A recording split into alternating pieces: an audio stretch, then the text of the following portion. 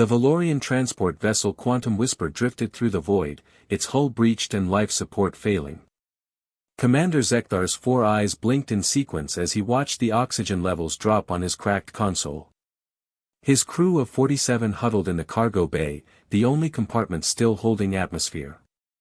"Send the distress beacon again," Zekthar commanded, his translator converting his clicks and whistles into standard galactic. His communications officer, Velna, shook her head, a gesture she'd learned from the human entertainment broadcasts. "Commander, we've been broadcasting for 6 cycles. The nearest Valorian outpost is 3 weeks away. We have 4 hours of air remaining."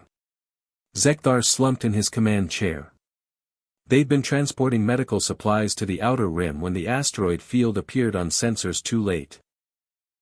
A rogue rock had torn through their engine compartment, leaving them stranded in the emptiest sector of known space. "Keep broadcasting," he said quietly. "It's all we can do." 90 minutes later, Velna's antennae shot upright. "Commander. We're receiving a response." "Valorian?" Hope crept into Zekthar's voice. "No, sir. It's a human vessel. The USS Jackson, out of Earth's deep space exploration fleet." A collective gasp rippled through the cargo bay. Humans.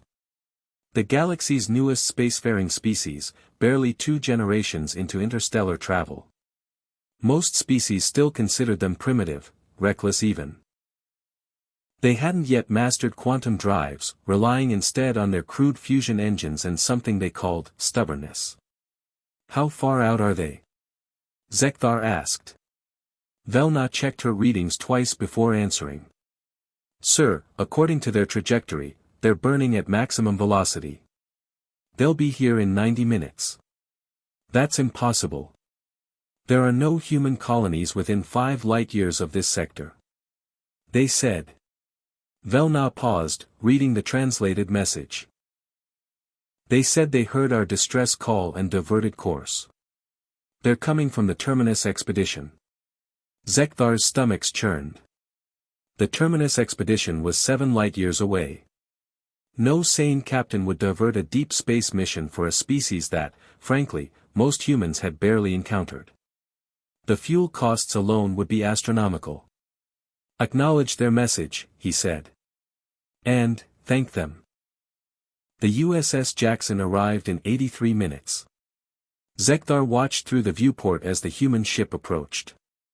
It was ugly by galactic standards, all hard angles and exposed machinery, with none of the elegant curves of Valorian design. Scorch marks covered its hull, and its name was painted in crude white letters across the bow. A voice crackled over the comm system, speaking in surprisingly fluent galactic. "Valorian vessel Quantum Whisper, this is Captain Rebecca Martinez of the USS Jackson. We're matching your trajectory now. Prepare for emergency docking." "Captain Martinez," Zekthar responded, "we have 47 souls aboard. Our docking mechanisms are offline."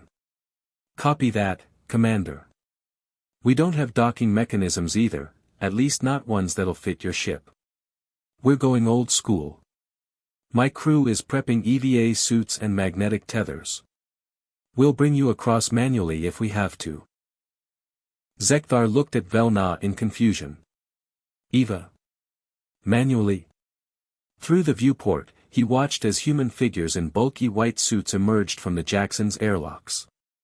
They fired compressed gas thrusters, crossing the void between ships with what seemed like reckless speed. The first human to reach the Quantum Whisper carried what looked like a plasma torch.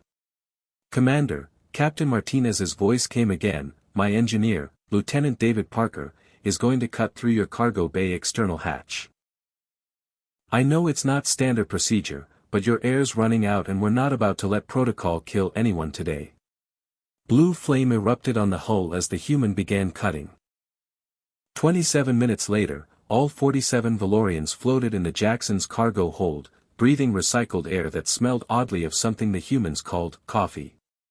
Captain Martinez stood before them, a woman of average height by human standards, with dark hair tied back and eyes that held both exhaustion and determination. She was younger than Zekthar had expected. "Sorry about the accommodations," she said, gesturing to the cramped space. "We're an exploration vessel, not a passenger liner. We've got enough bunks for about half of you, so we'll be hot bunking until we reach the nearest station." "Captain," Zekthar stepped forward, his legs still shaky from the transition. "I must know, why did you come?" "Your mission." "Can wait," Martinez interrupted. "Commander, I've been in deep space for 8 months. My crew has been away from their families, pushing the boundaries of what humanity knows about this universe." "But you know what we learned first when we left Earth?" She paused. "That space is too big and too dangerous for any of us to face alone. Valorian, human, doesn't matter. When someone calls for help, you answer." She extended her hand, that peculiar human gesture of greeting and respect. Zekthar reached out with his primary manipulator, grasping it. "Besides," Martinez added with a slight smile, "my chief engineer, Emily Rodriguez, has been dying to see Valorian quantum drive technology up close. You let her poke around your engine room once we patch it up, and we'll call it even." The USS Jackson burned hard for 3 days, pushing its fusion drives beyond recommended specifications to reach Outpost Calvera. Captain Martinez had radioed ahead, and a Valorian recovery ship was waiting when they arrived. As Zekthar prepared to disembark, he found Martinez on the bridge, studying star charts with her first officer, a tall man named James Wilson. "Captain," Zekthar said, "I've transmitted a full report to the Valorian High Command. What you did, what your crew sacrificed, will not be forgotten." Martinez looked up from her charts. "We didn't sacrifice anything, Commander. We just did what anyone should do. The galactic community has long believed humans to be impulsive, emotional, too quick to act without calculating cost. And perhaps," Zekthar's translator struggled to convey the warmth in his tone, "that is precisely what the galaxy needs more of." As Zekthar departed with his crew, Martinez turned to Wilson. "Plot a course back to the Terminus sector. We've got an expedition to finish." "Captain," Wilson said carefully, "we burned through 40% of our fuel reserves on this rescue. We'll have to cut the expedition short by 3 months." Martinez gazed out at the stars, infinite, cold, and utterly indifferent to the struggles of those who traversed them. But somewhere out there, 47 beings were alive who shouldn't have been, saved by a species barely old enough to reach the stars. "Worth it," she said simply. "Every second of it. Now let's go see what else is out there." The USS Jackson turned away from Outpost Calvera, its battered hull reflecting the light of a distant sun, carrying its crew back into the endless dark, where humanity had always done its best work.